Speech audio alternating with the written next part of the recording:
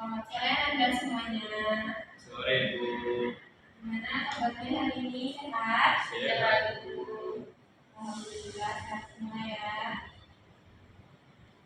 Oke, pada sore hari ini kita akan membahas materi mengenai pelecehan seksual. Sebelum kita mulai materi pelajaran, kita berdoa dulu ya. Tolong ketua kelasnya siapa?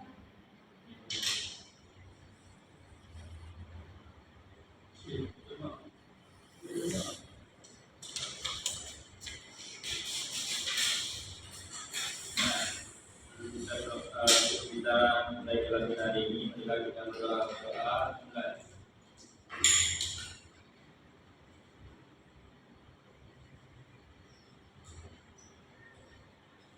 Doa selesai. Terima kasih dari kelasnya. Ibu ingin menjelaskan terlebih dahulu ya, tolong didengarkan. Anissa Raki, Kuliah Fadila, Muhammad Al-Fikri, Daud Reza Puspita, ada semua, ada Bu. Oke, lanjut ya. Seperti yang tadi dari bilang, hari ini kita membahas tentang pelecehan seksual. Pelecehan seksual itu apakah Anda melihat di lingkungan Anda ada orang yang sambil lewat di video-videokan atau di catcalling? Pernah nggak? Sering korban itu termasuk pelecehan seksual ya, walaupun kadang sering orang menganggap itu bercanda, tapi itu termasuk pelecehan seksual. Baiklah, tujuan layanan kita hari ini itu nanti aku akan menampilkan sebuah video mengenai kasus pelecehan seksual. Ada dua buah video. Anda dapat berdiskusi berkelompok mengenai pengertian dari pelecehan seksual, dampaknya, hal yang dilakukan jika kita menjadi korban, dan strategi yang dilakukan dalam memproteksi diri agar terhindar dari pelecehan seksual. Ibu nanti akan memberikan KPD kepada Anda semuanya. Silahkan didiskusikan ke kelompoknya. Baik, Ibu akan menampilkan videonya. Tolong perhatikan.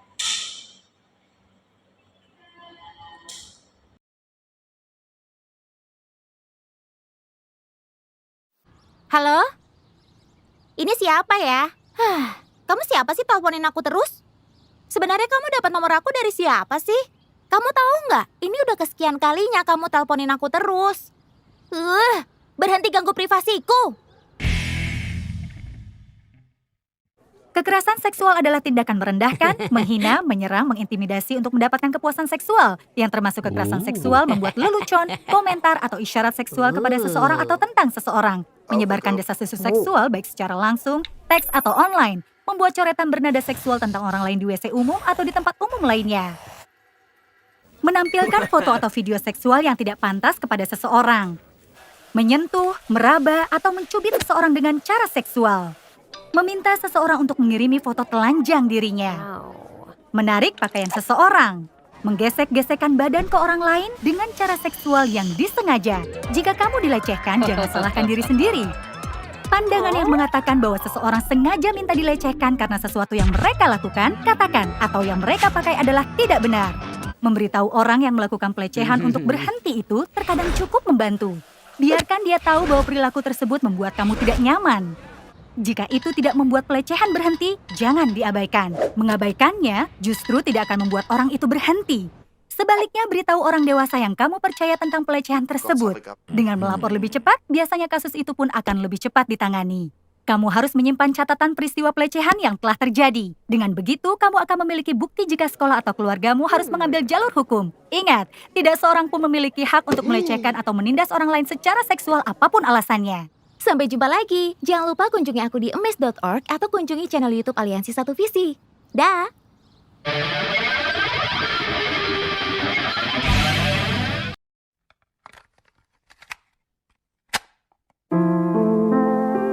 Kami dari kelompok 6 jurusan Sistem Informasi mempersembahkan video edukasi pelecehan seksual. Hai semua, tahukah kamu mengenai pelecehan seksual? Pelecehan seksual adalah perilaku, ucapan, isyarat, atau pendekatan terkait seks yang tidak diinginkan oleh salah satu pihak. Terkadang pelecehan seksual bisa terjadi kapan saja di sekitar kita. Begitu juga karena adanya kesempatan pelecehan seksual dapat terjadi di mana saja. Pelecehan seksual sendiri termasuk dalam norma kesusilaan di mana pelaku seksual tersebut tahu itu adalah tindakan yang salah, tapi tetap ia lakukan karena pengaruh dari berbagai hal sehingga ia menganggap itu tindakan yang ia maklumi. Hukuman untuk pelaku pelecehan seksual sendiri kurang mampu memberi efek jera pada pelaku.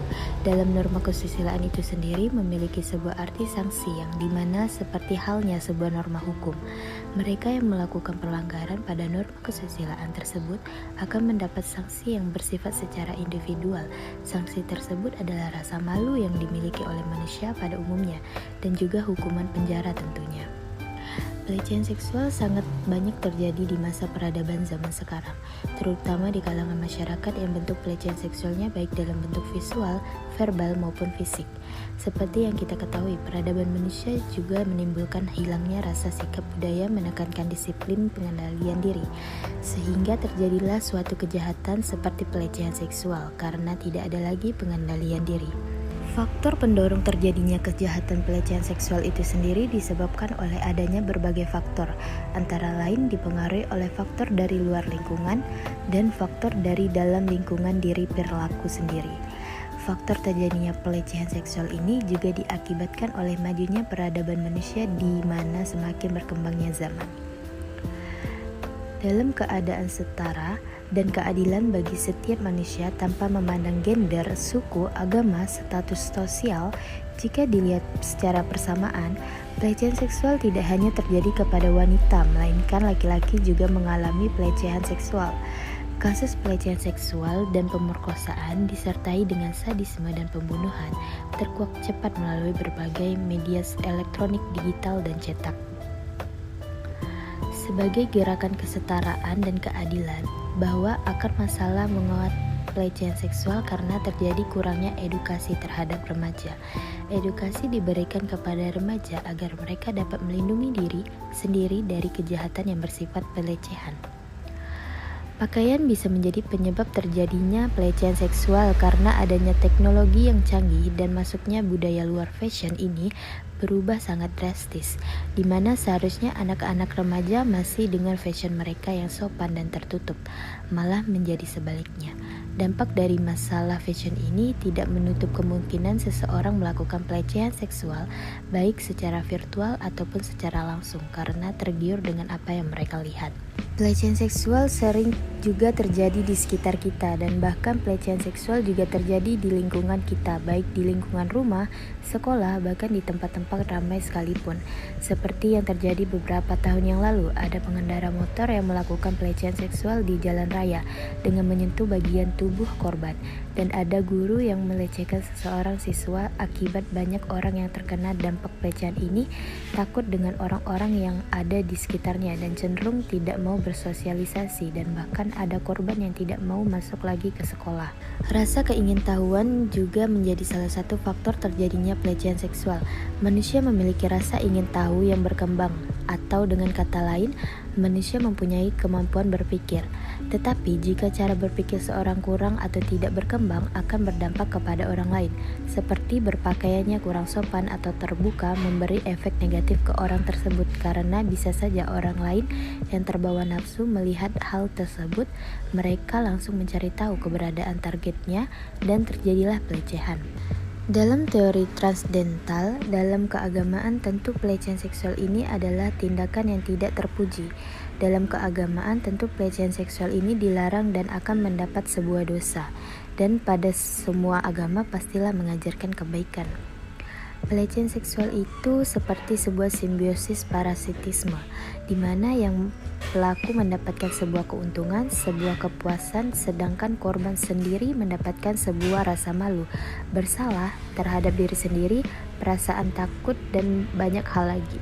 Pelaku pelecehan seksual sendiri tidak dapat ditoleransikan sebab menimbulkan dampak yang sangat-sangat terasa bagi korbannya dan harus dihukum sesuai dengan undang-undang yang ada. Bagaimana cara kita mengurangi terjadinya pelecehan seksual, yaitu dengan cara menjadi umat yang taat kepada agamanya, sehingga memiliki pengendalian diri dan hilangnya akal pikiran yang kotor, dan akan menghilangkan niat seseorang ingin melakukan pelecehan seksual. Pentingnya inovasi dan enkulturasi seperti adanya edukasi dari dini ataupun tegasnya edukasi seks di lingkungan masyarakat sehingga dapat mengubah pola pikir masyarakat dan menjadi lebih mengerti apabila dampak buruknya jika hal seperti ini tetap dianggap remeh dan diabaikan sehingga masyarakat jauh lebih sadar akan niat dan pola pikirnya.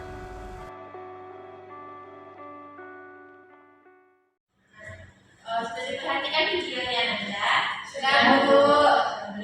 Berdasarkan video yang Anda amati tadi, Ibu akan membagikan sebuah KTP. Nanti Anda diskusi per kelompok mengenai latihan jenis dampaknya serta cara memproteksi diri dari pelecehan seksual. Serta nanti apa sih yang Anda lakukan jika Anda menjadi korban pelecehan seksual itu dapat Anda diskusikan nanti di kelompok ya. Habis itu hasil diskusinya nanti bisa dipresentasikan ke depan. Ada yang ditanyakan? Tidak perlu tahan. Baik, dulukan ya. Ini kelompok 1.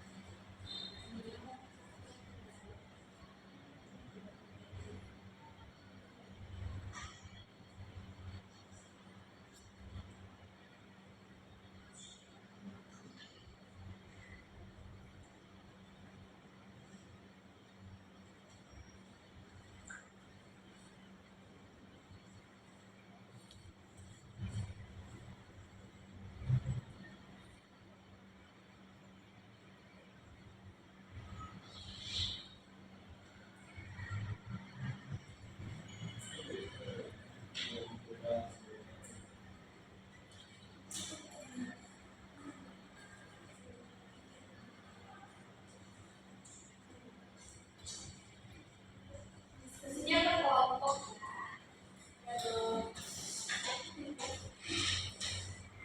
Sudah. Kita tunggu kelompok yang lain dulu ya. Ya Bu. Tolong dicatat ya, nanti saya mau dikumpulkan. Ya.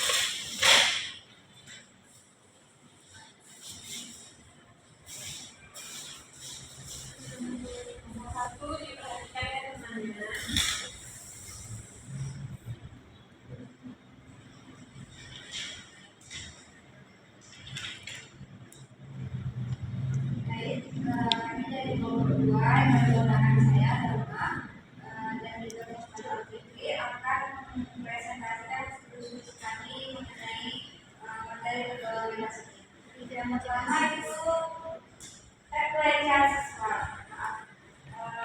Yang pertama itu pengertian dari pelecehan seksual. Pelecehan seksual itu adalah perilaku atau tindakan yang mengganggu, menjengkelkan dan tidak dilakukan oleh seseorang atau sekelompok orang terhadap pihak lain yang berkaitan langsung dengan jenis kelamin pihak yang diganggunya dan dirasakan menurunkan harkat dan martabat diri orang yang diganggunya. Kemudian jenis-jenis dari pelecehan seksual ini yang pertama yaitu pelecehan gender. Terjadi ketika seorang menjadi korban pelecehan berdasarkan jenis kelamin atau identitas gender mereka. Ini dapat mencakup komentar merendahkan, perlakuan diskriminatif atau tindakan yang merugikan seseorang karena jenis kelamin atau identitas gender mereka. Selanjutnya itu perilaku menggoda, penyuapan seksual, pemaksaan seksual, dan juga pelanggaran seksual yang mencakup pelanggaran terhadap norma-norma seksual atau batas-batas kesopanan yang berlaku. Ini bisa mencakup perilaku yang merugikan seseorang secara seksual tanpa persetujuan atau tindakan yang tidak sesuai dengan norma-norma etika seksual dan moral yang berlaku. Selanjutnya mengenai dampak, cara memproteksi dan hal yang dilakukan jika menjadi korban akan dijelaskan oleh Bapak. Selanjutnya, dampak dari tindakan pelecehan seksual ini, pertama ada trauma diri. Korban akan mengalami trauma karena selalu terbayang-bayang akan kejadian yang dialaminya dan takut untuk keluar rumah atau mengulang kegiatan yang pada waktu yang sama. Selanjutnya histeria atau pelecehan seksual dapat memicu reaksi kegelisahan yang signifikan.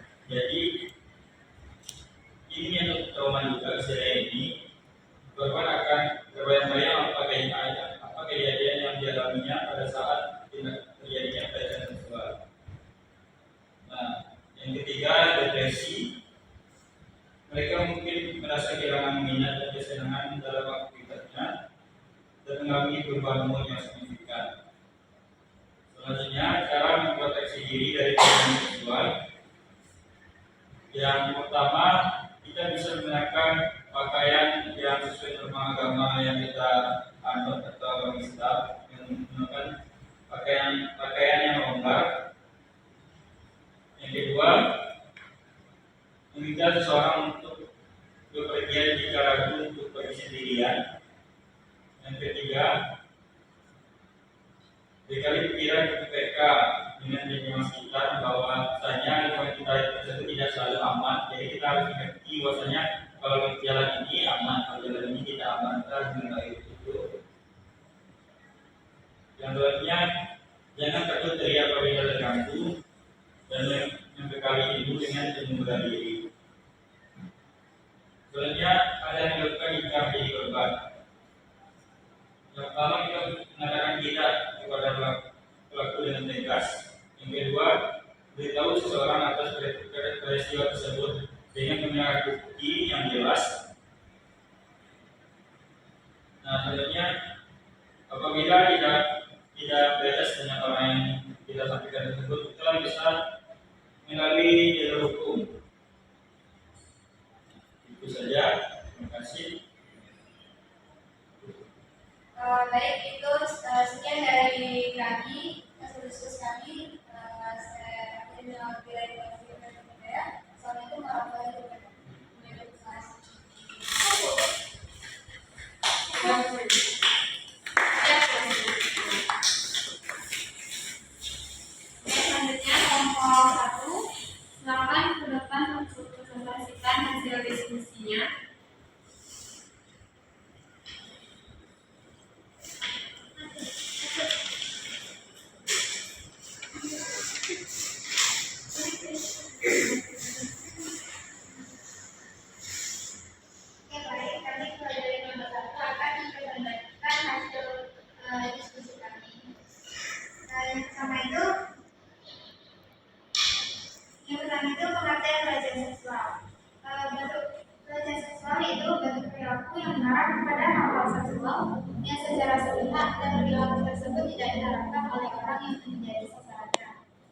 dan orang yang jadi korban tersebut menimbulkan reaksi negatif seperti malu, marah, benci, dan rasa cemburu. Selanjutnya, jenis-jenis pelecehan seksual. Yang pertama, pelecehan verbal. Komentar atau lelucon yang mengatakan secara seksual. Yang kedua itu pelecehan fisik, sentuhan yang tidak diinginkan atau tindakan fisik lainnya. Yang ketiga, pelecehan online seperti cyberstalking, perdagangan online, atau distribusi foto atau video tanpa izin. Selanjutnya, dampak pelecehan seksual. Yang pertama itu dampak bagi korban trauma, depresi, kecemasan, dan gangguan stres, dan gangguan kesehatan mental, penurunan harga diri, dan kesulitan mempercayai orang lain, atau bahkan pemikiran untuk bunuh diri. Yang selanjutnya akan dijelaskan oleh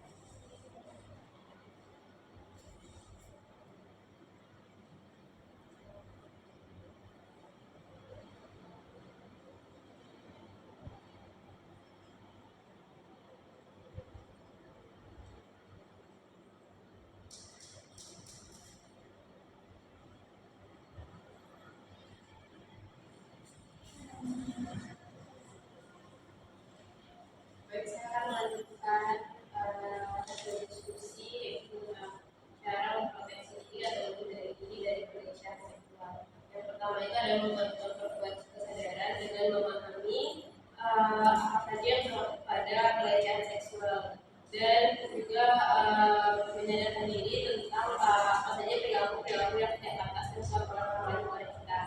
Yang kedua yaitu melihat lingkungan sekitar, dan dengan melihat lingkungan kita itu kita bisa mewaspadai situasi-situasi yang berpotensi berbahaya dan menghindari tempat-tempat yang tidak aman.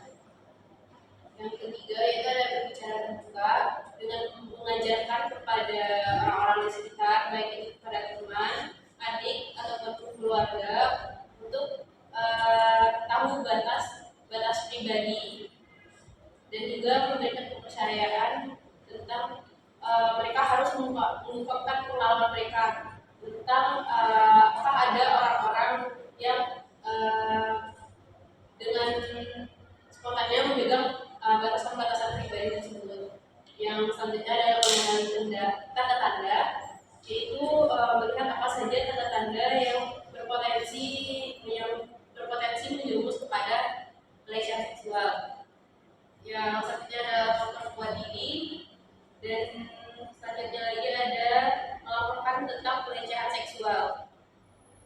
Dengan melaporkan tindakan pelecehan seksual kepada orang-orang yang bisa mengatasi dan bisa menangani kasus tersebut. Dan yang terakhir ada bergabung dengan komunitas pendukung, yaitu komunitas yang pro pada korban-korban pelecehan seksual. Itu saja hasil diskusi kami. Assalamualaikum warahmatullahi wabarakatuh. Waalaikumsalam warahmatullahi wabarakatuh. Baik, berdasarkan hasil diskusi yang ada tadi, sepertinya yang hasilnya sudah mengerti ya, seperti itu pelecehan seksual, jenis-jenisnya, dampak, serta hal-hal cara memproteksi diri. Tadi jenis-jenisnya ada yang pelecehan gender, itu menjadi korban pelecehan juga dengan jenis kelamin. Kebanyakan sekarang itu yang menjadi korban pelecehan seksual itu perempuan. Yang kedua tuh jenis pelecehan seksual itu ada kayak pelanggaran seksual seperti menyentuh, merasakan, atau meraih secara paksa. Yang secara sederhana dapat kita lihat di lingkungan kita itu seperti catcalling, seperti kayak orang yang lagi lewat di depan kita disilur-silurkan atau dipanggil yang menggunakan kata-kata yang tidak sopan, itu juga termasuk dalam pelecehan seksual. Nah, tadi dari jenis-jenis itu korban yang mengalami pelecehan seksual itu sangat berdampak kepada psikologisnya. Itu dapat menjadi trauma, histeris, atau depresi. Bagi perempuan yang mengalami pelecehan seksual itu juga bisa berdampak dia menjadi takut dengan lawan jenisnya, menjadi trauma. Jadi dia itu sangat menghindari dari kehidupan sosial, dia lebih memilih mengurung diri di dalam rumah. Nah, dari penjelasan tadi, bagaimana cara kita menjaga diri kita agar terhindar dari pelecehan seksual? Yang pertama tentunya kita harus menjaga diri itu dari diri sendiri, menggunakan pakaian-pakaian yang longgar, menggunakan pakaian-pakaian yang menutup aurat. Yang kedua itu jika kita bepergian jauh atau bepergian malam atau keluar malam, kalau ragu kita bisa meminta seorang untuk menemani kita. Yang ketiga itu kita juga bisa kita harus peka terhadap lingkungan. Kita harus tahu oh ini lingkungannya tidak aman, ini lingkungannya aman. Jadi kita harus tahu dengan lingkungan sekitar kita. Tadi juga ada yang menyebutkan yang hal yang perlu kita lakukan jika kita menjadi korban itu sangat perlu kita mengatakan tidak kepada korban. Walaupun kadang itu dipaksa ya kita harus kalau tidak bisa dengan katakan tidak, kita dapat berteriak atau meminta pertolongan dengan orang lain. Jika dengan meminta pertolongan dari orang lain itu juga tidak dapat, kita dapat dengan curhat dengan teman atau dengan melakukan ke pihak yang berwenang. Sepertinya cukup ya dari materi hari ini. Dari anda ibu semuanya, apakah ada yang ingin menyimpulkan materi pada kegiatan pelajaran kita pada hari ini? Kalau bisa lanjutkan. Kalau tidak, itu saja.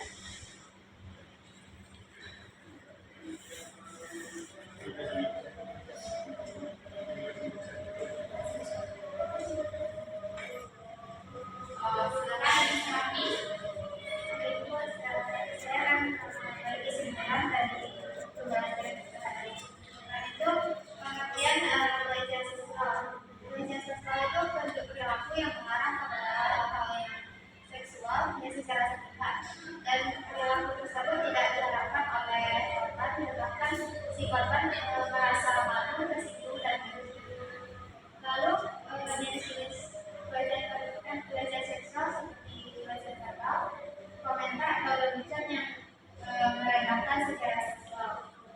Lalu pelecehan fisik, sentuhan yang tidak diinginkan atau tindakan fisik lainnya. Selanjutnya itu cyber stalking, perlindungan online atau distribusi foto atau video terkait. Lalu dampak dari pelecehan seksual bagi korban seperti trauma psikologis, korban dapat mengalami stres, depresi, dan kecemasan. Gangguan kesehatan mental bagi korban yang menyebabkan kesehatan mental jangka panjang seperti gangguan makan, kecanduan, dan pemikiran sendiri. Lalu cara memperhatikan